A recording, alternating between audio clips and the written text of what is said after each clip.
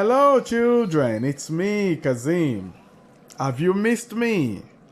Because I have missed you. And today we are going to learn about basic items you will find in the kitchen. So the first one is plate. A plate is called abo. Abo. Then a spoon is called shibi. Shibi. A knife is called obe. Obe.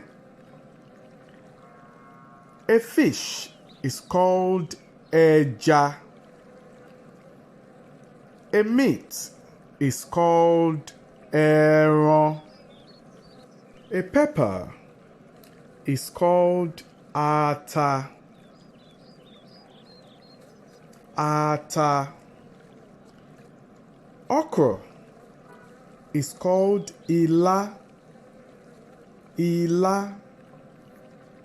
And a jute leaf is ewedu. Ewedu. So children, you can take up this challenge by using Yoruba words for your kitchen items at home so that it can help to improve your Yoruba. Remember, a plate is abo. So, keep practicing, and before you know it, you'll be great at Yoruba. Thank you very much. I will see you soon. Bye for now.